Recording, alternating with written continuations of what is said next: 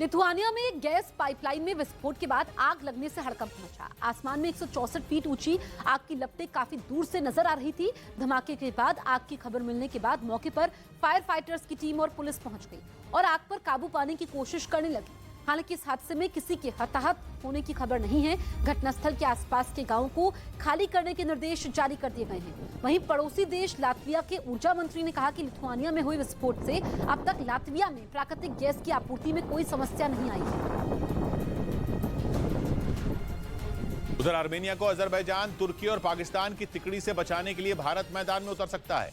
चर्चाओं का बाजार गर्म है कि भारत आर्मेनिया के सुखोई 30 फाइटर जेट को अपग्रेड कर सकता है और उसके फाइटर पायलटों को ट्रेनिंग भी दे सकता है। हालांकि अभी इस बारे में कोई फैसला नहीं हुआ है, लेकिन यह तो सच है कि बीते कुछ महीनों में भारत और आर्मेनिया के बीच रक्षा सहयोग काफी बढ़ा है। पिछले साल ही आर्मेनिया ने भारत को Pinaka multi launch rocket system की 4 बैटरियों का ऑर्डर दिया था। अब दोनों देशों की वो साझेदारी और आगे बढ़ सकती है। कहा जा रहा है कि आर्मेनिया भारत से हथियार खरीदना चाहता है और उससे अपने सुखोई 30 विमान को अपग्रेड करवाना चाहता है। भारत के पास 272 सुखोई 30 MKI लड़ाकू विमानों का बेड़ा है। इनमें ज्यादातर जेट भारत ने खुद बनाए हैं। भारत के पास इन एयरक्राफ्ट को बनाने और उड़ाने का अच्छा खासा तजुर्बा है। ऐसे में आर्मेनिया की पहली पसंद भारत बना हुआ है। इधर राजस्थान के बांसवाड़ा में एक तेंदुए की वजह से दहशत मच गई। वहां कुछ लोगों ने एक खेत में उस तेंदुए को घूमते देखा और फिर उसे भगाने के लिए वहां डंडे लेकर पहुंच गए। हालांकि जैसे ही उन लोगों ने तेंदुए को घेर कर डंडे से उसे डराया, उसने भागते हुए एक आदमी को पीछे से झपट लिया और उसकी पीठ पर इतनी ताकत से पंजा मारा कि वो जमीन पर गिर पड़ा। बताया गया कि तेंदुए को भगाने की कोशिश में गांव के 2 लोग घायल हो गए।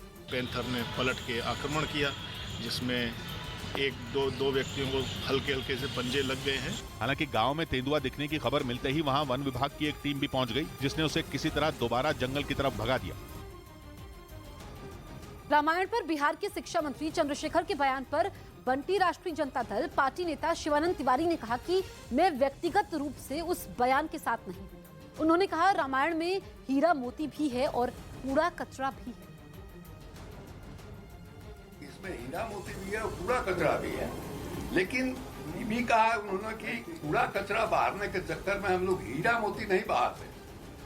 तो अगर हम इस तरह की बात करेंगे कि रामायण सिर्फ घृणा फैलाता है, तो मैं व्यक्तिगत रूप से उस राय के साथ सहमत नहीं हूं। रामचरितमानस पर बिहार के शिक्षा मंत्री के बयान के खिलाफ बक्सर में केंद्रीय मंत्री अश्विनी कुमार चौबे ने मौन व्रत पर बैठ गए। आज दोपहर वो मौन व्रत तोड़ेंगे। अश्विनी कुमार चौबे रात भर डॉक्टर भीमराव अंबेडकर की प्रतिमा के नीचे मौन व्रत पर बैठे रहे। उनके साथ ही पार्टी के विधायक और कार्यकर्ता भी नजर आए। केंद्रीय मंत्री ने मौन व्रत के जरिए राज्य सरकार के खिलाफ विरोध जताया।